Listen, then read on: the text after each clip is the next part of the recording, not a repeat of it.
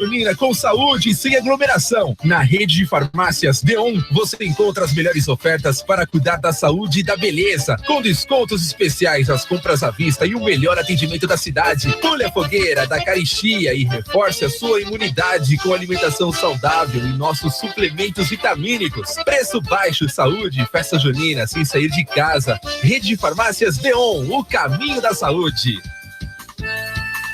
A premiação do Mandacaru da Sorte Especial do Dia dos Namorados está demais! 40 mil reais em dinheiro, 40 mil reais só pra você no quarto sorteio. E ainda tem 5 mil no primeiro, 5 mil no segundo, 5 mil no terceiro sorteio e 10 prêmios e 500 reais no Giro da Sorte. Isso só custa 5 reais. Corra, compre já o seu. Adquirindo o Mandacaru da Sorte, você contribui com a Associação São Vicente de Paulo de Arco Verde. Mandacaru da Sorte, Mandacaru da Sorte. Liga o rádio pra você vai ver. Agora em Garanhuns e região, Dr. Gersivan Alves, formado pela Universidade de Pernambuco, fez residência médica em neurocirurgia no Hospital da Restauração, em Recife, membro da Sociedade Brasileira de Neurocirurgia. Realizou treinamento em microcirurgia na Cleveland Clinic, na Flórida, especializado no tratamento de dor e das patologias da coluna vertebral. Com treinamento no Hospital das Clínicas, na USP, São Paulo, atende neurocirurgia geral e neurologia. O Dr. Gersivan Alves atende neurocirurgia geral e neurologia por planos do Hospital Perpétuo Socorro. Contatos pelos fones 3762-6879 e 3762-6897. Garanta a segurança de sua empresa, família e patrimônio. A escolta tem profissionais capacitados e equipamentos de última geração. Sistema de visualização de internet, alarmes para residências e estabelecimentos comerciais, cercas elétricas, vendas e locação de equipamentos. O maior número de clientes satisfeitos. Escolta Segurança Eletrônica, Rua Doutor Tomé Cavalcante, número 8, bairro Boa Vista. Fones 8730250048 ou 996425599 ou ainda 996437894. Garanhuns agora conta com a cirurgiã vascular, doutora Michele Chalegre, especialista no tratamento clínico e cirúrgico das doenças que afetam a circulação, tais como varize, trombose, pé diabético, entre outras. Realiza também ultrassonografia vascular, atendendo particular e convênio na Derma Clinic, Avenida Gonçalves Maia, em Garanhuns. Marque sua consulta pelo fone 999-884711 ou 3762-9863 e venha cuidar de sua saúde vascular. Doutora Michele Chalegre. Felicidade é ter saúde, ter conforto e tranquilidade, ser bem recebido e bem atendido, se sente bem à vontade.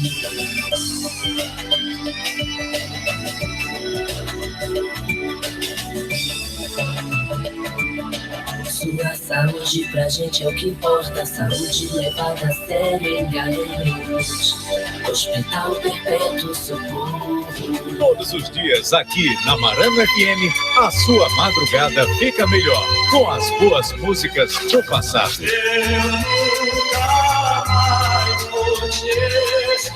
Populares da Marano. Uma tarde tão linda de sol. Populares da Marano.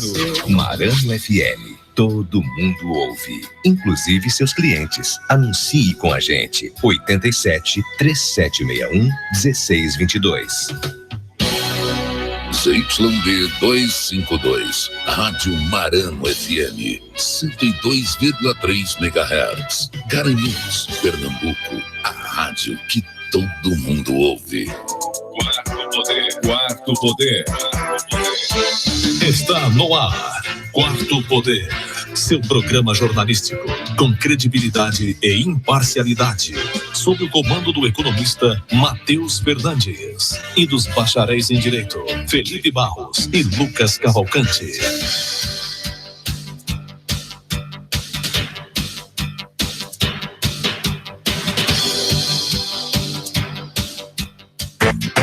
Quarto Poder. Quarto Poder. Matheus Fernandes. É isso aí, meus amigos. 12:03 na 102,3 FM, na Rádio Marano, a rádio que todo mundo ouve. A partir de agora, o Quarto Poder, seu programa de política, economia e comportamento. E comigo, de segunda a sexta, Felipe Barros. Felipe Barros. Fala, Felipe. Boa tarde, Matheus. Boa tarde aos ouvintes da Rádio Marano. Hoje, sem nosso amigo Lucas, fiquei um pouco triste agora, mas vamos lá.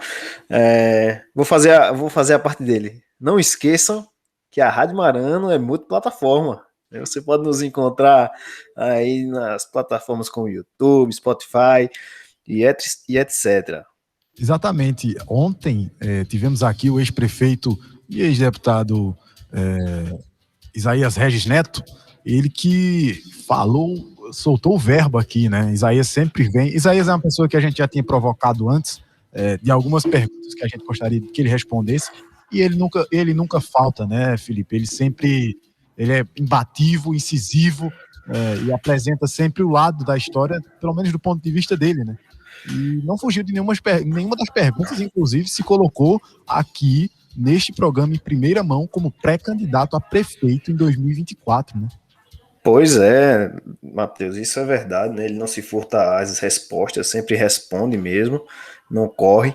E me impressionou, né, que eu acreditei que ele viria para dizer que seria candidato a deputado em 22, e ele me parece que abriu mão dessa disputa pensando realmente no pleito municipal. Exatamente, ele falou aqui que ainda não é certo que ele não vai ser, ou ele será, ou ele apoiará alguém da cidade, a deputado estadual, mas que de fato o foco dele é enfrentar o atual prefeito, Sivaldo Albino, na disputa da reeleição do Sivaldo e numa possível eleição do ex-prefeito Isaías Regis. Mas que vocês se quiserem acompanhar, já está no canal do YouTube, tá? É só procurar Quarto Poder, entrevista com o ex-prefeito Isaías Regis Neto. E também, como o Felipe já falou, pelo nosso Instagram, tá? Tem uma dica muito bacana. Você vai encontrar lá QP Quarto Poder, que se escreve assim, o P, o Quarto Poder. Você vai encontrar um linkzinho muito fácil no Instagram da gente, e lá você vai encontrar todas as plataformas onde você vai encontrar o Quarto Poder. O Felipe já falou aí, as plataformas de podcast, você fica só com áudio, ou este programa de hoje também pelo YouTube. Você, quando encerrar aqui, rapidamente já estará disponível nas plataformas com imagem, com os bastidores do Quarto Poder. E não esqueçam de se inscrever, né, Matheus? Isso é muito importante. A sua inscrição no nosso canal do YouTube nos ajuda muito, então não esqueça de se inscrever. Exatamente, Felipe. Você sempre com a colocação sensata. E com essas palavras sensatas, nós vamos aos intervalos e voltamos em instantes.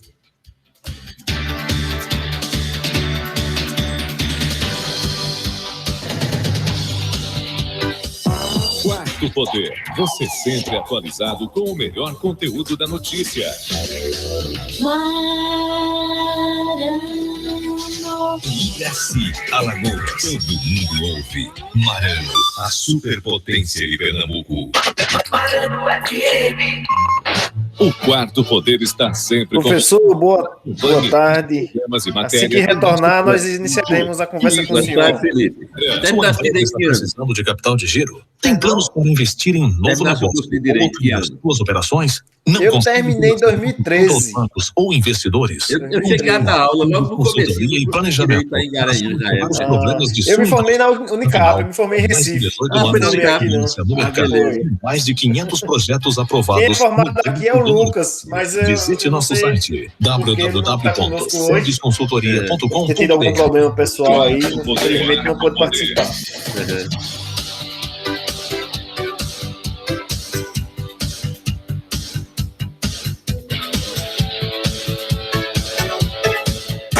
Matheus Fernandes. Rapidinho, meus amigos, 12h08, estamos de volta na Rádio Marano. Quarto Poder hoje recebe uma pessoa... Olha, a gente já era um desejo antigo da gente entrevistar ele, e um amigo nosso, Segundinho Tenório, já mandei um abraço para ele ontem, estou mandando um abraço para ele aqui novamente. Obrigado, Segundinho, tamo junto.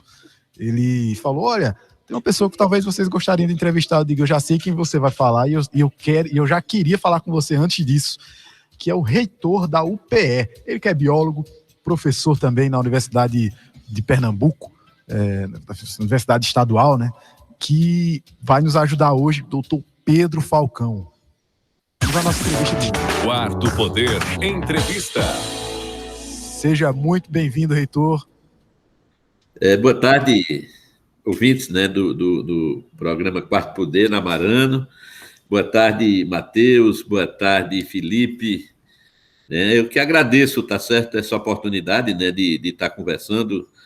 Já tinham me falado desse programa de vocês, né, e é sempre um prazer, né, a gente estar conversando. Há um tempo atrás, quando a gente estava em entrevista assim, a gente tratava, né, dando uma boa tarde, por exemplo, aos ouvintes de Garanhuns, do Agreste, né? Hoje em dia não é mais assim, né? A gente hoje tem que fazer feito Padre Arlindo, inclusive Padre Arlindo lá de Tamandaré, dizer bom dia, boa tarde, boa noite, né? Porque o programa é gravado e todo mundo vai estar assistindo no YouTube depois, vai estar acompanhando, e é importante a gente estar divulgando, né, claro, as ações, né, da universidade, deixando as pessoas informadas do que vem acontecendo, em particular, no meu caso, na Universidade de Pernambuco, é a única universidade pública do Estado, né, e que eu tenho a alegria, né, a emoção, inclusive, eu sempre digo isso, de estar, né, me deram essa oportunidade de estar reitor da UPE. Com certeza. Se eu só mandar um abraço aqui para um ouvinte nosso, professor João Assunção, ele é ex-aluno da Faculdade Estadual de Pernambuco, e ele manda aqui um abraço. Olha, se eu for mandar todos os abraços que me mandaram solicitar para entregar esses abraços ao doutor Pedro Falcão, doutor da UPE, eu vou passar horas aqui, porque, de fato, olha, é uma unanimidade, tá? São difíceis unanimidades encontrarem assim. Na administração pública, então, nem se fala, mas vai do A a Z, lado político ou diferente, que as pessoas dizem, olha, existe uma UPE antes e uma UPE depois. A administração de Pedro Falcão, ela veio para renovar e para mudar muita coisa dentro da UPE.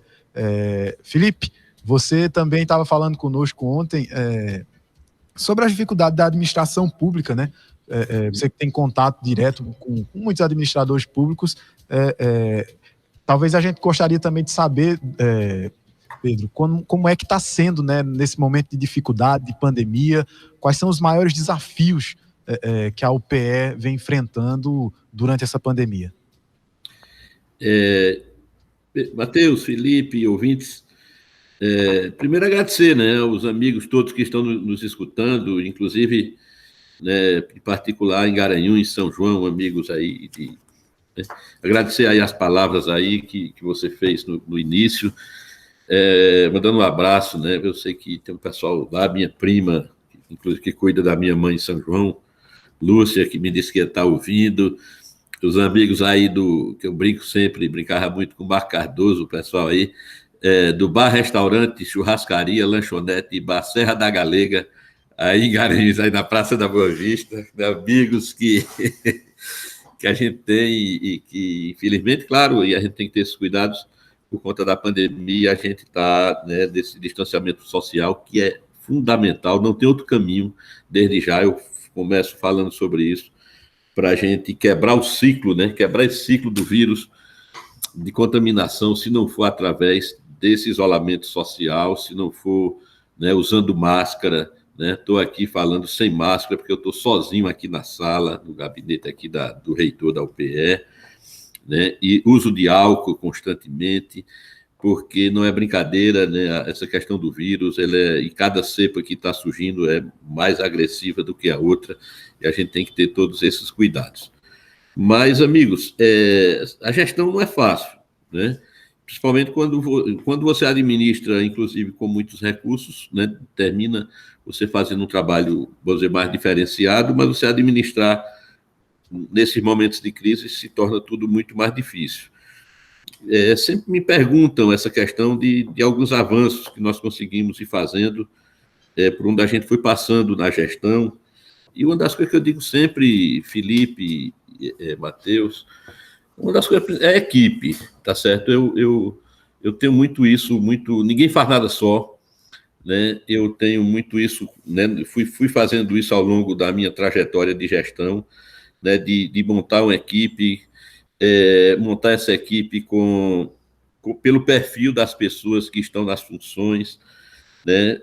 Montar um plano de gestão, um planejamento estratégico, Aprendi muita coisa, eu tive a grande oportunidade de trabalhar próximo de grandes gestores, desde da minha época de estudante, né, quando eu tive a oportunidade de ser estagiário do doutor André Furtado, que foi diretor da Fiocruz aqui de Recife.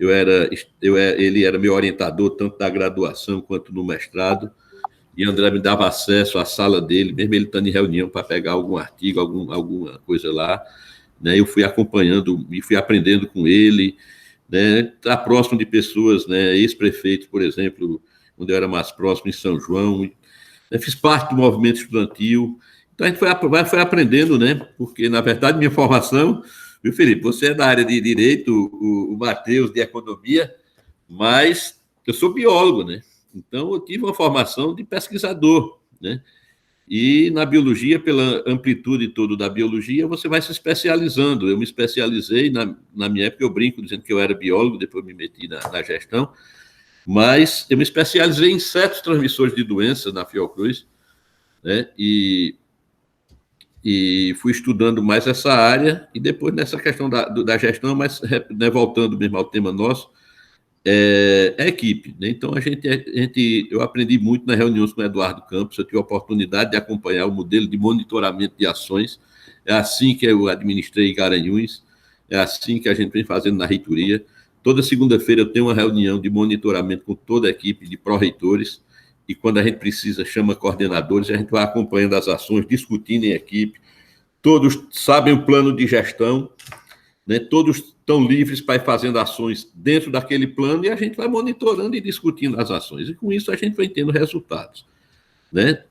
Claro, vendo a prioridade, por exemplo, quando eu assumi a reitoria, nós tínhamos um plano de trabalho imenso, né? Que, na verdade, eu não me candidatei a reitor, né? Sempre é importante a gente comentar isso. Aconteceram na época da sucessão, o professor Carlos Calado, reitor da UPE, ele fez uma série de reuniões antes de terminar o mandato dele com os movimentos da universidade, diretório acadêmico, o DCE, sindicato de professores e servidores, diretores, pró-reitores, e montaram um plano de trabalho. Depois de montar o plano de trabalho, esse grupo foram vendo se agora quem é que pode colocar esse plano de trabalho em execução. E aí eu fui chamado, né, na época, e fui candidato a reitor. Na época concorri com 2 outras chapas, ganhamos a eleição, ganhamos bem a eleição, por causa de 1,5 ponto, eu acho, de percentual do total de votação. Nós não ganhamos do somatório das 2 chapas que concorreram com a gente. Só que eu tive a infelicidade, Felipe, eu acho que foi o Lucas que chegou aí. Foi sim. Né? Não foi ele, mas eu acho que é ele. Estou escutando, já eu faço um cumprimento assim. Né, Lucas? E aí eu assumi em 2015, gente, uma das maiores crises econômicas que o país passou, onde a gente tinha um planejamento, inclusive orçamentário, que caiu por água abaixo naquele momento, e aí nós tivemos que redirecionar todo o planejamento da universidade, vendo o que era de prioridade para ser mantido.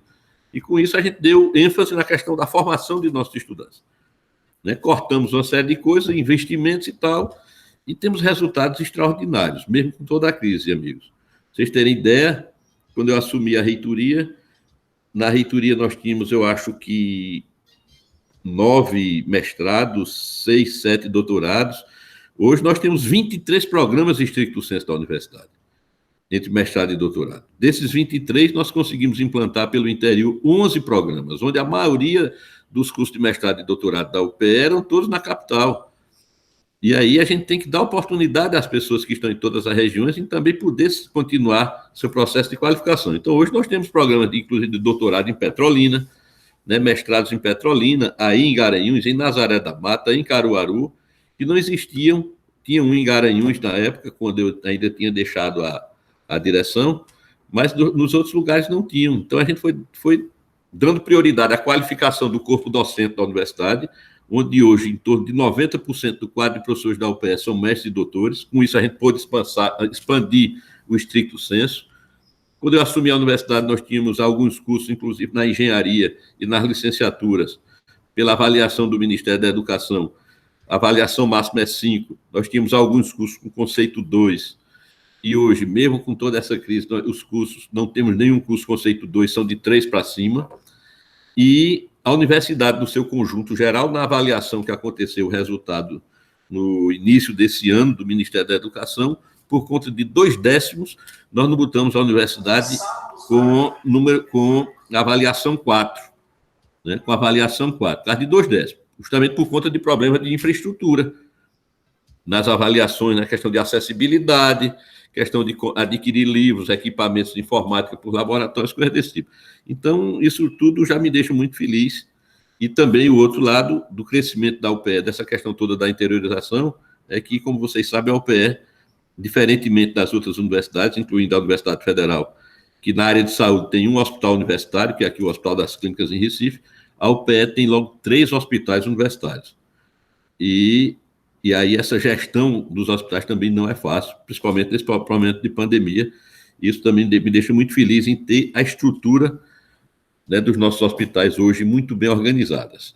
Eu lembro bem, só para finalizar, me permitam, quando eu assumi um problema que aconteceu no Oswaldo Cruz em 2015, só a Globo fez uma reportagem sobre um determinado problema no Oswaldo Cruz. Se vocês puxarem isso do tempo na internet, lá atrás, em 2015, foram entre 11 e 15 reportagens negativas em relação ao Hospital Universitário Oswaldo Cruz.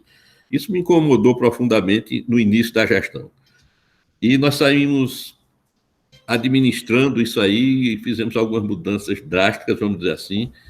E hoje nós temos um hospital universitário, Oswaldo Cruz, onde você não vê mais na mídia problemas nos nossos hospitais, mídia negativa. Nós temos alguns casos, algumas reportagens, por exemplo, em relação ao CISAM, que é o Hospital da Mulher, que é o hospital na Encruzilhada, e no Procap, porque são hospitais de portas abertas. E com a demanda que tem, esses hospitais de portas abertas, o volume de gente é muito grande e termina ficando pacientes sem ter a devida acomodação, pelo volume maior de pacientes em relação ao que o hospital comporta.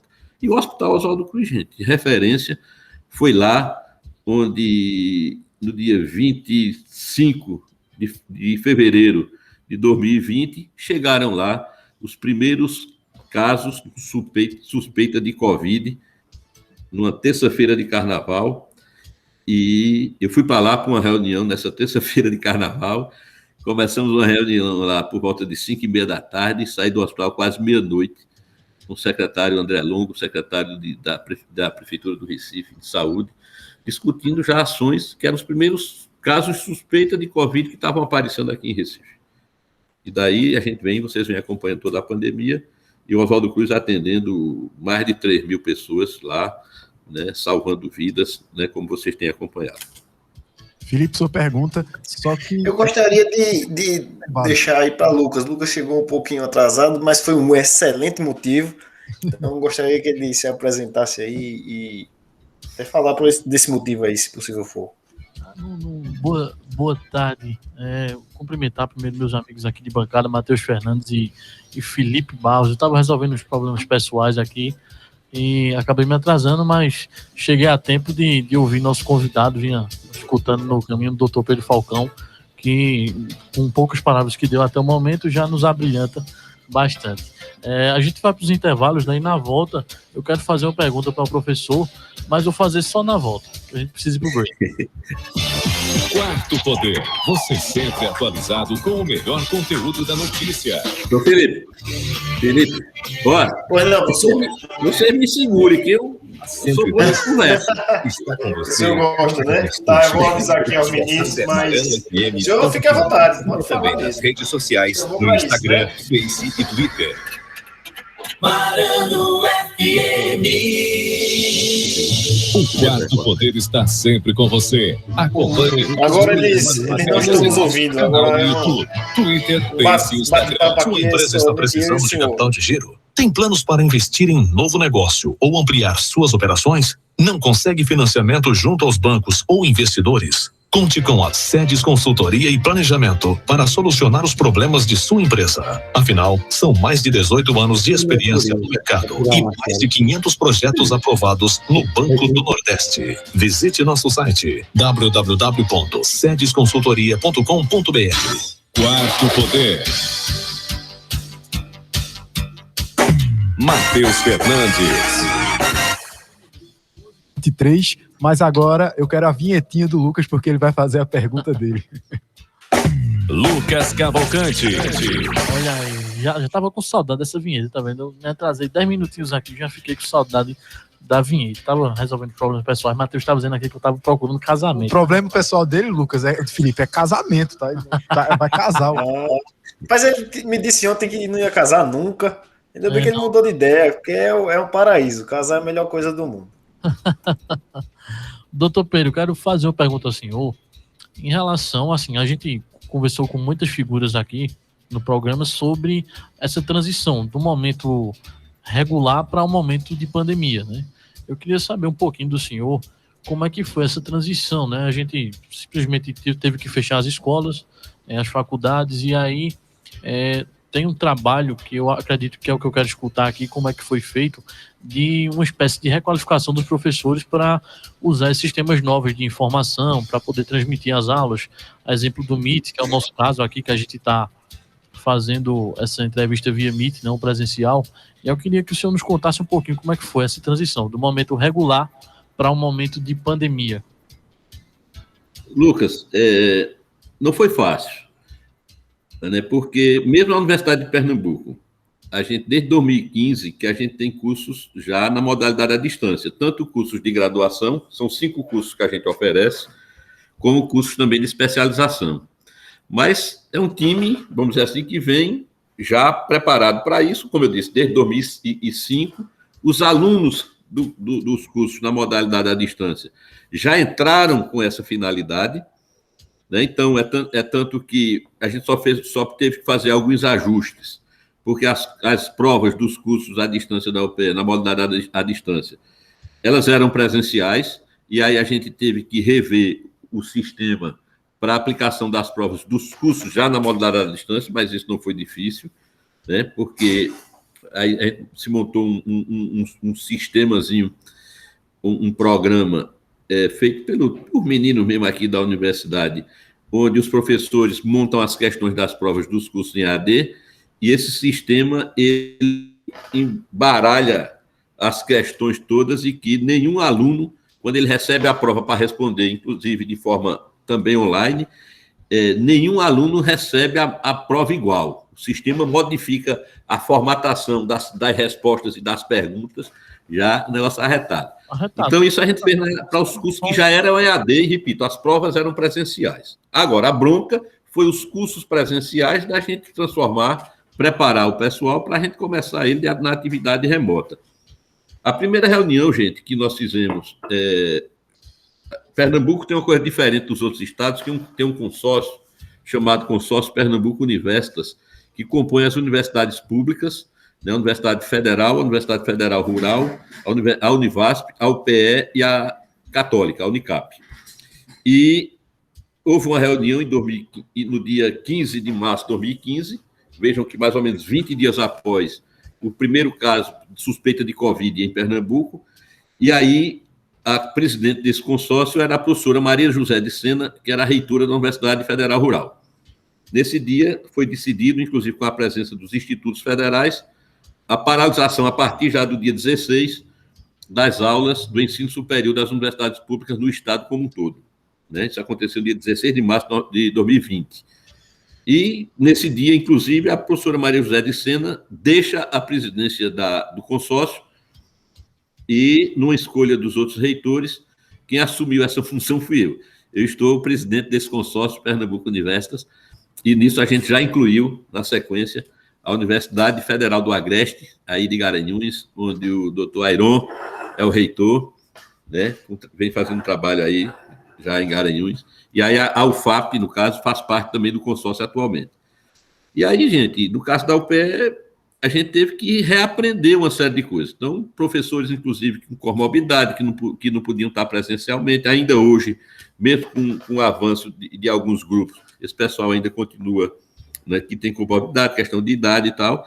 Nós passamos a treinar esses professores que muitos não tinham habilidade com a questão do uso do equipamento, né, do computador e outros equipamentos que você usa hoje, nem com as mídias existentes. E aí foi um trabalho imenso. A gente já tinha um convênio com a TV Pernambuco, que é do governo do estado, né? E aí um pessoal, uns técnicos de lá, vieram a fazer oficinas e a gente foi treinando grupos de professores e estudantes aqui em Recife, esses grupos sendo multiplicadores nos diversos campos da universidade como um todo, treinando ferramentas, inclusive, do uso do Meeting, do Classroom, né, que é dentro da plataforma, da plataforma também, do Windows, né? Professor, e aí... Oi. Nesse ponto, eu queria até encaixar meu questionamento, porque já vai dentro desse assunto que o senhor está falando. Eu me questiono a seguinte respeito. O pós-pandemia, o senhor acredita que quando a gente estiver livre dessa pandemia, as coisas vão voltar ao normal, ou essas ferramentas aí que foram criadas durante a pandemia, elas vão ser implementadas e usadas mais do que a forma presencial? E também aproveitar aqui e mandar um abraço para a sua professora, a professora Érica, tia Érica, viu? Tia Érica, ela adora quando eu chamo ela de tia. Um abraço para ela e para o professor Carlos Eduardo também. Muita coisa que a gente aprendeu, né, agora na pandemia, a gente também teve o lado bom da gente ter aprendido muita coisa. Eu digo sempre, Felipe, que a gente não volta mais com uma série de coisas, a gente não volta mais para o modelo que tinha antes, né? Por exemplo, eu ia praticamente todo mês para Brasília para participar da reunião da ABRUEM, a Associação de Reitores das Universidades Estaduais. Hoje em dia, a gente está fazendo as reuniões online, no Meeting, com uma frequência muito maior do que a gente tinha antes, na época que a gente ia de forma presencial, pelos custos e por uma série de outras questões. Então, e a própria questão da aula, eu entendo, a gente precisa regulamentar isso. Vou dar um exemplo. Você pegou num ponto, inclusive, que eu cheguei ontem, eu recebi um telefonema de um dos professores de um dos cursos da UPE, ele me dizendo o seguinte, que está sendo revisto o PPC do curso, né, o projeto do curso, projeto pedagógico do curso, e que, até pelo avanço que teve nessas questões, a formatação, né, e tal, onde uma proposta do projeto do curso, inclusive a pedido de estudantes, é que ele continue sendo tudo que for da parte teórica, que ele seja de forma online, no novo projeto do curso que está sendo discutido. E ele me ligou preocupado. Pedro, a gente está remontando o projeto, só que a legislação não permite que ele seja todo online, as aulas teóricas. Por quê? Só se o curso já fosse na modalidade à distância. Então, tem umas coisas que as instituições de ensino vão ter que provocar os conselhos, no caso, o Conselho Estadual da Educação, o próprio Ministério da Educação, vão ter que avançar em alguns coisas para mudar, no meu entendimento, algumas coisas da legislação de educação para que dê essa flexibilidade, porque não faz sentido determinadas coisas, uma opinião pessoal, né? No meu entendimento, não faz sentido algumas coisas voltarem no modelo que tinha antes. Claro, tem uma série de atividades que é necessária, as atividades práticas, tal, uma série de coisas, mas tem muita atividade que pode continuar e, para mim, deve continuar de forma online, né? E outra coisa que o pessoal tem sempre conversado é essa questão. Eu dei uma palestra semana passada, num evento que aconteceu na UNIT, no pessoal do doutorado da Universidade lá de Alagoas, e uma das perguntas que fizeram foi essa questão de quem era em relação, como era para o doutorado, se o pessoal do estricto senso, por exemplo, qual o prejuízo do pessoal em relação a essas atividades remotas. Para mim, quem mais prejudicado foi por conta desse modelo de aula, e o pessoal da educação, para mim, são mais prejudicados nos diversos sistemas que tem, é o pessoal do ensino básico, né, do ensino infantil, né, as crianças que, não tem nem o que discutir. O pessoal que já está fazendo mestrado no doutorado, o prejuízo existe, mas é bem menor, porque o pessoal já tem essas ferramentas todas, já faziam pesquisa na internet, em fazer revisão bibliográfica, uma série de coisas. Mas a meninada não. Eu abri um evento hoje cedo também, um evento da Escola Politécnica, que começou um evento hoje, e uma das palestras foi com o professor Mozar Neves, que foi reitor da Universidade Federal. Isso, tive com o Mozar conversando hoje de manhã, e o Mozar mostra alguns dados, né, onde é muito preocupante. Se a gente já tinha muita dificuldade na formação básica no Brasil, né, onde o estudante sai do ensino fundamental e médio com muita dificuldade, principalmente em português e matemática, e aí ele entra na universidade, o que é que acontece hoje? Isso, dados de antes da pandemia. Existe um quantitativo imenso de estudantes que têm entrado, principalmente em instituições privadas, que eles estão entrando com uma nota menor do que a nota mínima que é exigida pelo Enem para a entrada no ensino superior no Enem, que é 450 pontos. Tem um número muito grande de estudantes que têm entrado com nota abaixo desses 450 pontos. O que é que vai acontecer? Esse aluno entra na universidade já com dificuldades de português e matemática e, consequentemente, ele vai ter muita dificuldade no decorrer do curso, na sua formação como um todo, depois como um profissional que vai estar no mercado de trabalho. Então, esse olhar, isso antes da pandemia. Eu imagino, claro que as crianças, o pessoal mais jovem com mais dificuldade, até também com dificuldade de banda, né, de internet, como também o estudante carente, que a gente tem um número grande, e foi outro problema que a gente teve na universidade, em todas as universidades, que é o estudante que não tinha acesso à conectividade e ele também não tinha equipamento para poder entrar na internet. Muitos, né, com apenas um celular, um Android e tal, com muita dificuldade. Eu tive aluno, eu continuo dando aula, gente. Nunca deixei de dar aula, desde o tempo de diretor, agora reitor, eu continuo dando uma disciplina por semestre, nunca quis perder o contato com os estudantes, né? Para mim, gosto de dar aula, adoro. Semestre, por exemplo, eu vou dar aula de metodologia da pesquisa para a turma de biologia do curso de ciências biológicas aí de Garanhuns da UPE, né?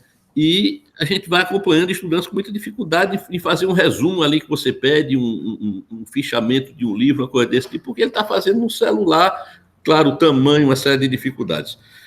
Foi um dos problemas, viu, Lucas? Foi isso também dos nossos estudantes que não tinham acessibilidade. Nós montamos, numa parceria com a Secretaria da Educação, 5 mil kits para estudantes carentes da UPE, de banda larga, de internet, para que eles tivessem acesso, e também, por conta do orçamento nosso muito reduzido, o ano passado, eu destinei, tirando de outras fontes do orçamento, R$500 mil, sendo R$1.000 para cá, atendendo 500 estudantes com R$1.000 para comprar, nem que fosse um pequeno tablet, que eles não tinham equipamento para poder eles se manterem na universidade, né? Mas tem esse lado aí, principalmente. O Brasil tem muitas regiões que não têm internet de qualidade, né? nem nas próprias escolas. Tem um projeto interessante, é a REPEP, da Secretaria de Ciência e Tecnologia do Estado, que está a banda larga da internet através da rede da RNP, da Rede Nacional de Pesquisa, que está sendo expandida para todo o interior do Estado, e essa rede, a internet em tempo real, né, vai estar chegando em todas as escolas do Estado em breve. Isso está acontecendo, né, numa parceria da Secretaria de Ciência e Tecnologia com a iniciativa privada. E ela já chega, mas tem os estudantes que moram na zona rural, uma série de coisas que esses estudantes não podem ser excluídos, né? É uma comunidade em que eu sou muito sensível a esses estudantes e vou estar sempre nessa luta para ajudar essas pessoas a continuarem a estudar.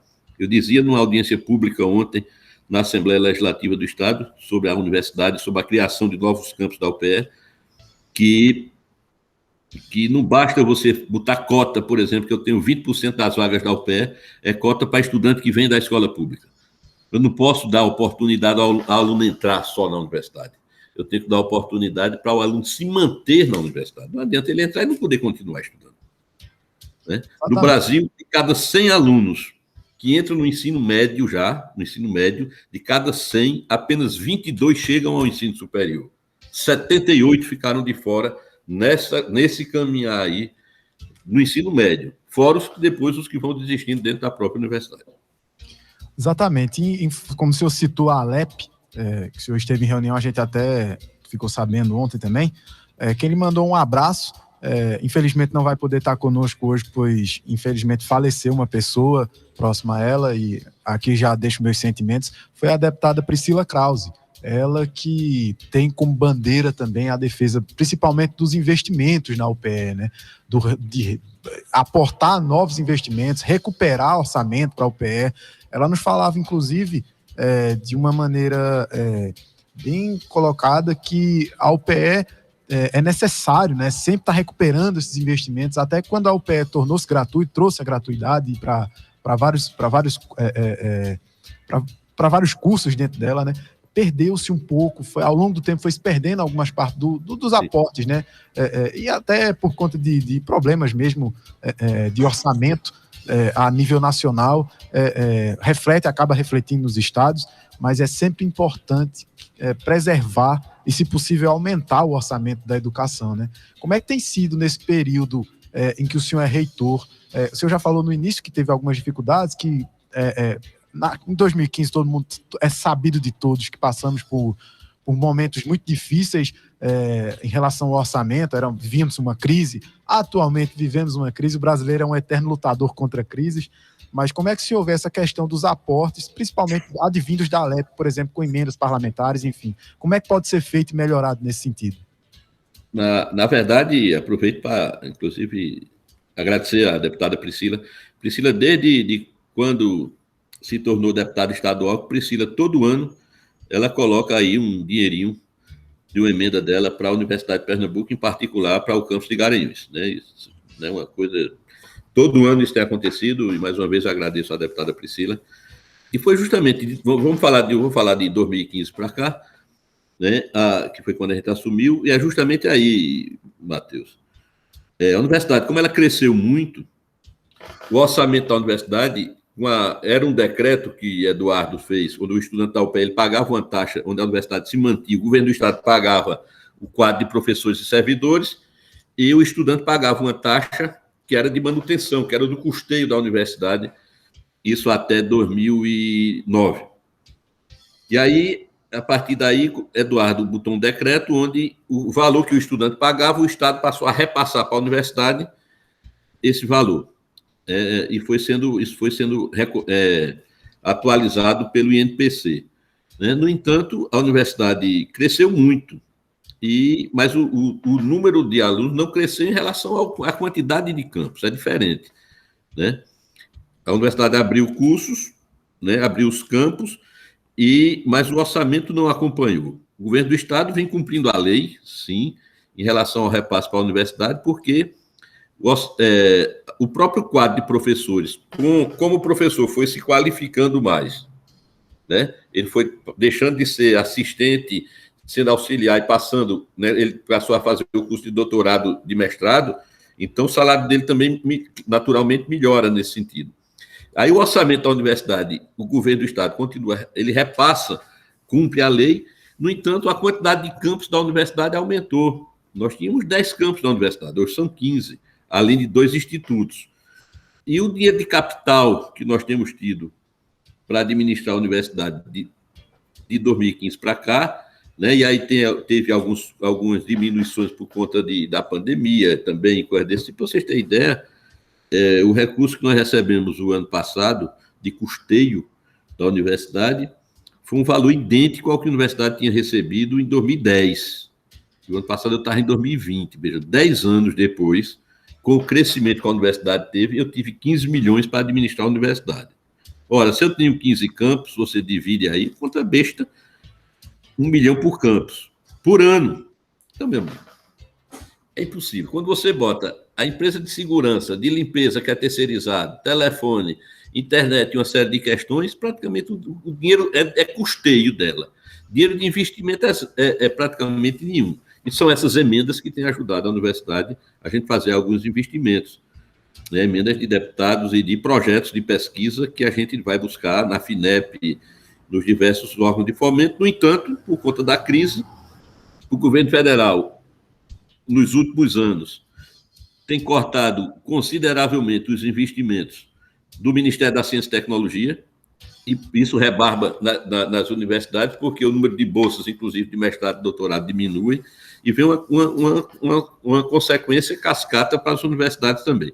Então, como eu disse, na questão da gestão, uma das primeiras perguntas de vocês, a gente teve que ir olhando prioridades para poder dar a formação de nossos estudantes, e para mim isso é emblemático, né? E onde eu até agradeço, aproveito, né, para agradecer os estudantes que confiam na universidade nos diversos, né, no processo de ingresso e tal. Hoje, inclusive, agora às 14 horas, nós já vamos estar fazendo a colação de grau de mais uma turma de medicina do campus aqui de Recife. Vamos estar formando aí 58 novos médicos, né, que vão ajudar com certeza agora nessa dificuldade, onde já faltam profissionais de saúde, né, como um todo, e 58 novos médicos nós vamos estar entregando à sociedade pernambucana numa colação de grau hoje à tarde, às 14 horas.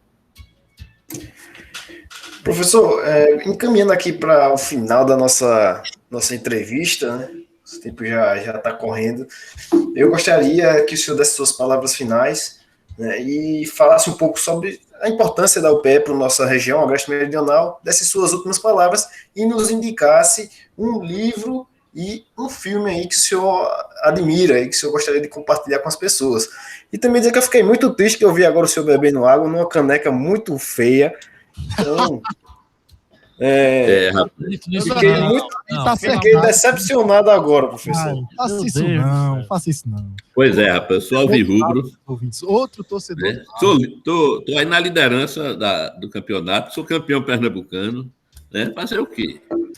Não tô vendo ninguém na minha frente aí. Viu, Matheus? Não, nossos convidados dos últimos 15 dias para cá, todo mundo é torcedor do Náutico. Eu não sei o que está acontecendo, não. Eu acho que estão aparecendo agora, viu? Olha, é porque dizem, né? Dizem que a torcida do Náutico é pequena, que cabe numa Kombi. Por aí, veja que não é bem assim. Professor, é porque eu acho que eles estavam meio desaparecidos, começaram a aparecer agora, né? Depois de foi campeão. Olha, eu tenho 57 anos, né? Nasci em 64 e comecei a torcer pelo Náutico em 74, né? Com 10 anos de idade. E aí o Náutico foi campeão em 74 com aquele grande time, né? Neca Borges, Beliato, Sid Clay e França, Juca Show, Vasconcelos e Jorge Mendonça, Dedeu, Paraguai e Lima. Foi campeão em 74. Você é torcedor do meu time de botão, que ainda joga botão, é esse time do Náutico. E a partir daí, né, a gente segue aí nessa caminhada. Mas vamos lá. Eu nem me lembro mais dessa brincadeira da sua pergunta, Felipe. Suas palavras finais. Não, a questão da UPE, veja só. Primeiro, dizer o seguinte, dizer que... Só vou pedir para o senhor ser um pouco breve por causa do nosso tempo, tá? A presença da universidade, para mim, na região, ela é fundamental. Vejam que Eduardo Campos, lá atrás, até pela experiência dele no Ministério da Ciência e Tecnologia, que naquele momento o presidente Lula foi criando os novos campos das universidades federais, Brasil afora, em Garanhuns foi a primeira expansão da Universidade Federal Rural, onde Eduardo, naquela visão de uma região para se desenvolver, ela precisava de formação de mão de obra, né, de produção de conhecimento. E aí foi quando Eduardo teve a grande sacada de criar um campus da Universidade de Pernambuco em cada uma das 12 micro-regiões do estado. E a UPE, desde sua origem, ela já começou interiorizada, onde já tinha campus em Garanhuns, Nazaré da Mata e Petrolina, e com a expansão que Eduardo fez, foi sendo criada a UPE de Caruaru em 2006, 2007 Salgueiro, 2011 Arco Verde, 2013 Serra Talhada e Palmares. E justamente ontem, um dos pontos da audiência pública na Assembleia era para discutir a criação de um Agreste Setentrional, que não tem nenhuma universidade pública, naquela região de Surubim, e outra no sertão do Araripe. Também não tem nenhuma universidade pública por lá. A universidade muda a região. Por exemplo, aí onde é a UPE hoje, vocês olham que ali, inclusive, o grande comércio que existe, principalmente por conta da presença da universidade, né? Arco Verde, onde a gente construiu o prédio da UPE, até nisso muda a região. Era no local, lá dentro do mato. Se você for hoje em Arco Verde, a gente inaugurou o prédio, eu acho que foi em 2016 que eu inaugurei o prédio de Arco Verde. Você chegar lá, uns terrenos que valia 4 conto, hoje você vai comprar um terreno, lá é 30, 50 mil, tem prédio, mudou a paisagem já da região.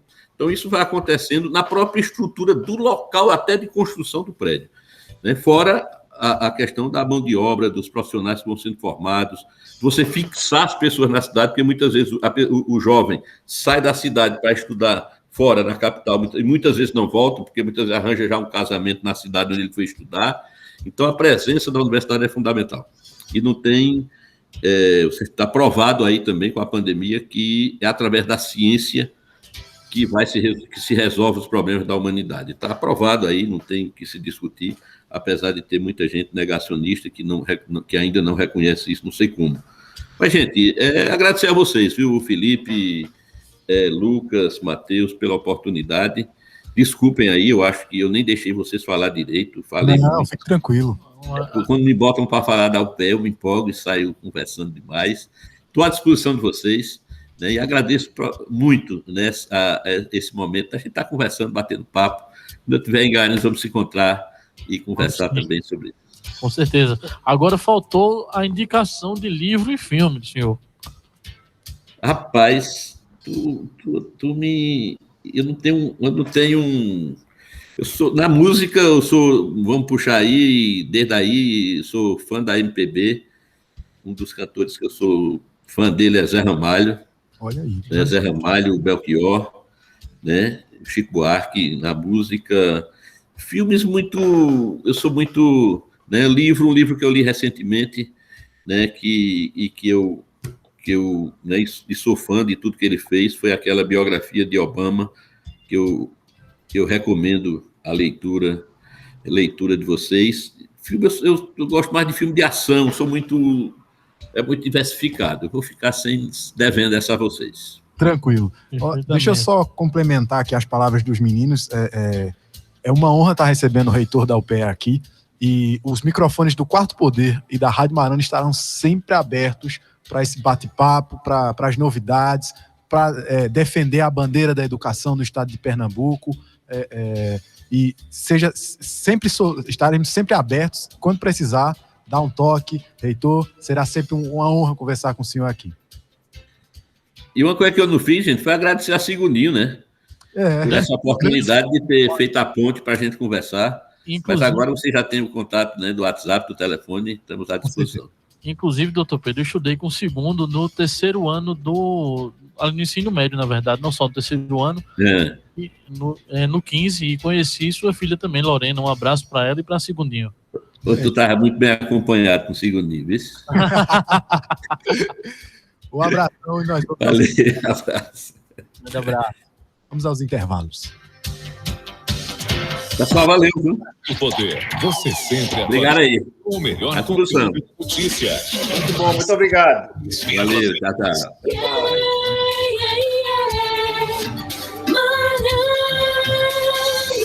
Em Maceió, Alagoas, todo mundo ouve. Marano, a superpotência de Pernambuco. Marano FM, mais música.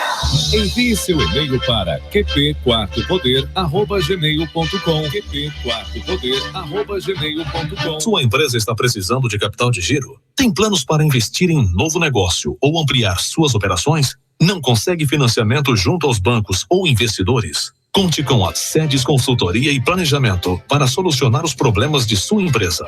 Afinal, são mais de 18 anos de experiência no mercado e mais de 500 projetos aprovados no Banco do Nordeste. Visite nosso site www.sedesconsultoria.com.br. Quarto Poder. Matheus Fernandes. É isso aí, Lucas, 12h52. A gente estava aqui agradecendo, né, falando sobre um pouco da pandemia, né, as necessidades da mudança educacional. Eu acho que ficou bem claro, né, para o nosso ouvinte qual é o direcionamento pós-pandemia que as faculdades vão ter que se reformular, né? Elas já estão fazendo isso durante, né, mas eu acredito que o aperfeiçoamento de fato só virá pós-pandemia, né? Eu acho que a pandemia, ela talvez tenha, apesar, claro, de toda a situação trágica, ela tenha acelerado o processo de informatização, né, no sentido de aumentar a tecnologia na questão do ensino. Então, foi bem legal a gente ouvir isso de um reitor e saber que essa tecnologia ela vem para ficar e se estabelecer. Exatamente. E agora, mudando um pouco de assunto, mas ele também, que é do setor educacional, que é professor da Universidade Federal de Pernambuco, o professor Écio Costa vai falar um pouco sobre uma mudança positiva no Nubank, o Banco Digital Brasileiro, que tem crescido muito e recebeu um aporte de 500 milhões de dólares. Aqui do Quarto Poder, né, que é roxinho, né, nossa logo também, todo mundo usa. Podia patrocinar, né, o Nubank podia patrocinar. Seria muito bom. Verdade. Vamos com o professor Écio Costa. Economia e negócios. Oferecimento Sedes Consultoria. Soluções para a sua empresa. Economia com Écio Costa. Boa tarde, Matheus e Lucas. Boa tarde, ouvintes do Quarto Poder. Hoje eu vou falar sobre a importante informação de mercado que o Warren Buffett, um mega investidor internacional, investiu 500 milhões de dólares no Nubank. E com isso a valuation, ou seja, o valor de mercado dessa empresa aumentou para 30 bilhões de reais, inclusive passando o valor da XP e chegando muito próximo do valor do Banco BTG. Vale lembrar que o Itaú é a instituição mais valiosa, com 60 bilhões de dólares, seguido por Bradesco, com 50 bilhões, Santander, com 34 bilhões. O Banco do Brasil tem um valor de 20 bilhões e a Stone Pagamentos 19 bilhões. Tudo isso em dólares. Então, com isso, além do investimento da Berkshire Hathaway, que é a empresa do Warren Buffett, outro fundo, né, a americana Sands Capital, fez um investimento de 250 milhões de dólares também no Nubank. Vale lembrar que essa Sands Capital tem as brasileiras Verde Asset e Absoluto Partners como parceiros, né, dessa empresa. Algo muito importante, porque você tem uma valorização aí no valuation, ou seja, na avaliação da empresa de 20% em menos de 6 meses, e vale lembrar que o Nubank ainda é uma empresa de capital fechado. Com essa rodada de investimentos que recebeu agora, chega a um valor de 1,15 bilhão de dólares, o maior da história na América Latina, e também mais da metade do que o Nubank já tinha recebido ao longo de 8 anos de existência, que era algo em torno de 2 bilhões de dólares. Chama muita atenção o potencial que o Nubank tem atingido, não só no Brasil, como na América Latina, de forte expansão, né, chegando a muitos mercados. Hoje eles têm mais de 40 milhões de clientes, e no ano de 2020 teve um prejuízo de 230 milhões de reais, mas para esse tipo de empresa isso é considerado como algo normal.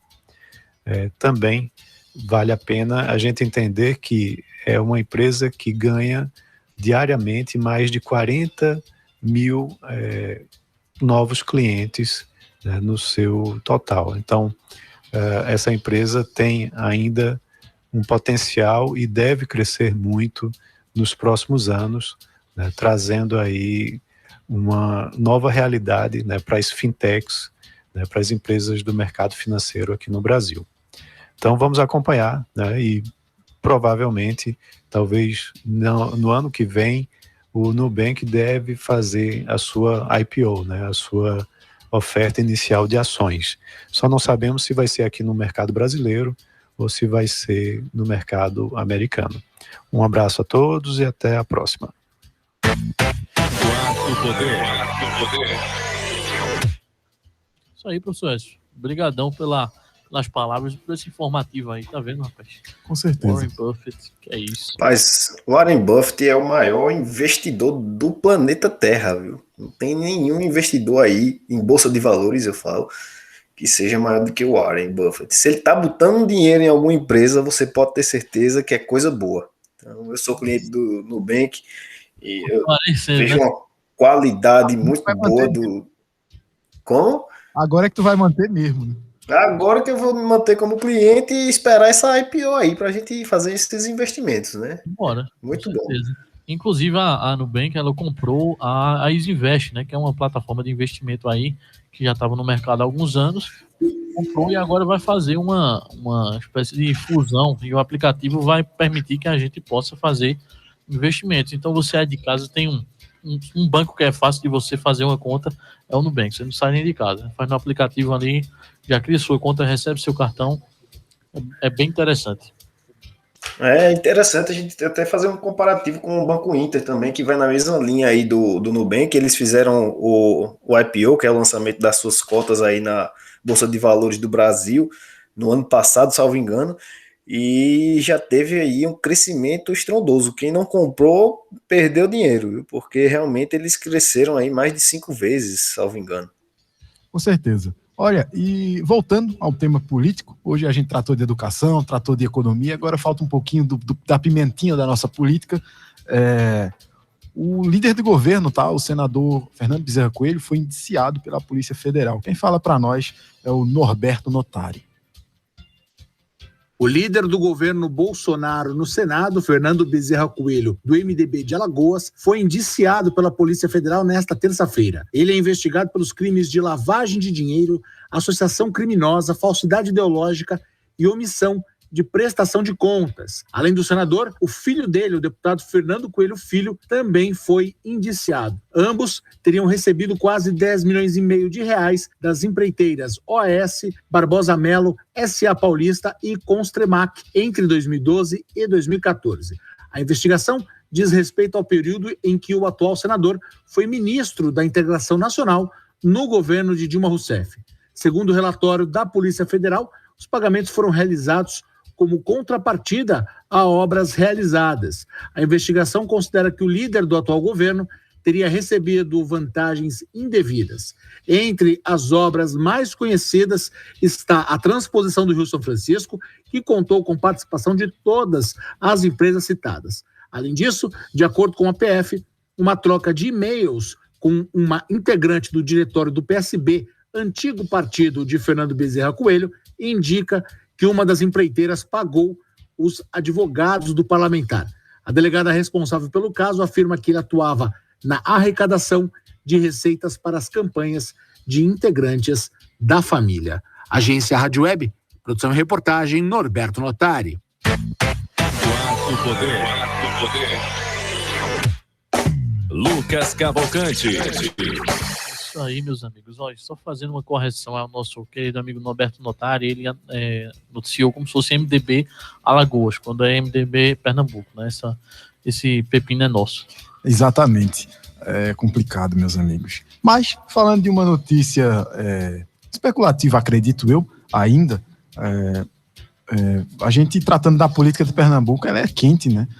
Eu tinha visto isso nos blogs, mas os blogs, às vezes, eles plantam notícias mais do que falam, de fato, algo que tem possibilidade palpável, né? Às vezes é mais parte de uma pessoa... Especulação, né? Uma especulação para ver se rende o clique, né? Aquela figura mais do tabloide, né? Que tá ali naquele clickbait e coloca uma notícia que, às vezes, é só uma especulação. Exato, mas aí quando a gente vê num jornal de responsabilidade, como é o Diário de Pernambuco, as coisas tomam um outro contorno, né?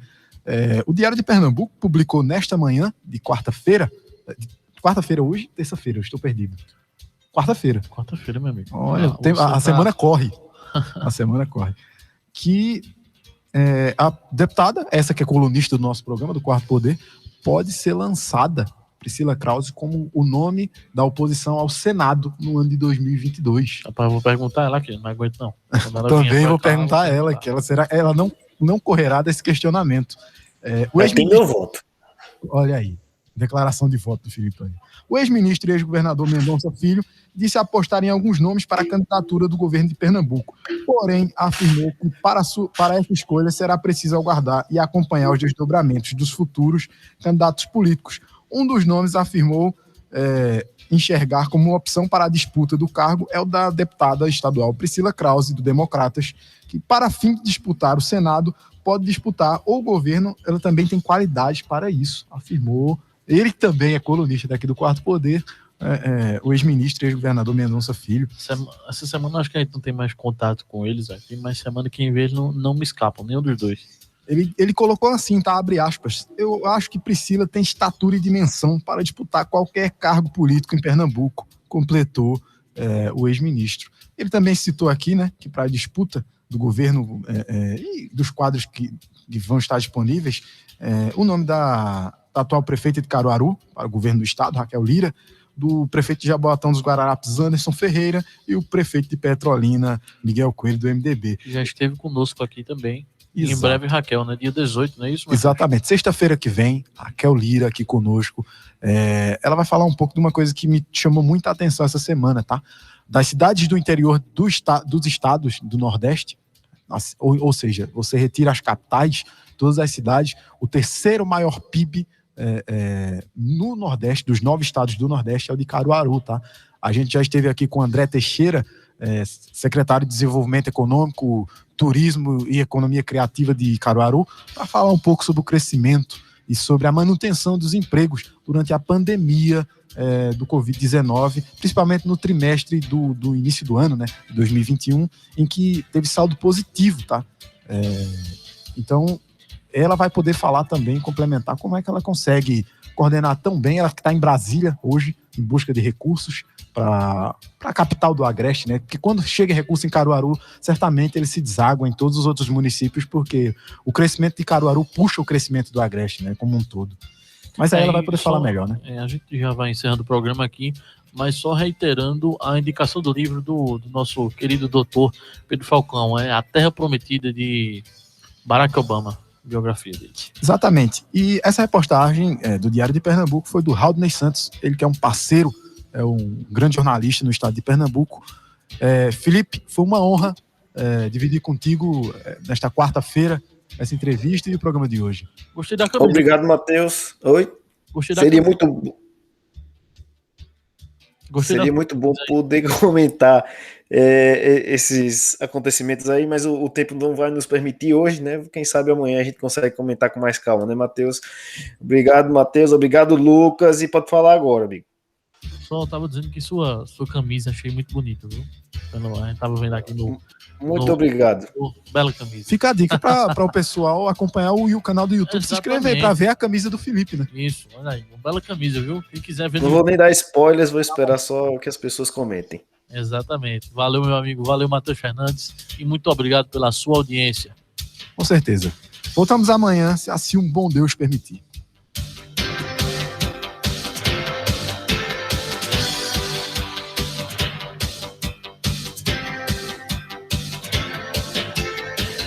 Você ouviu Quarto Poder, seu programa jornalístico com credibilidade e imparcialidade. O som que toca você, Marano 102,3.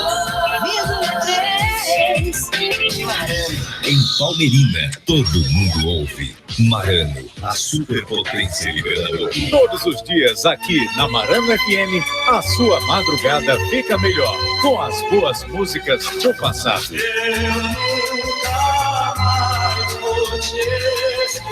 Populares da Marano. Uma tarde tão linda de sol. Populares da Marano. Marano FM.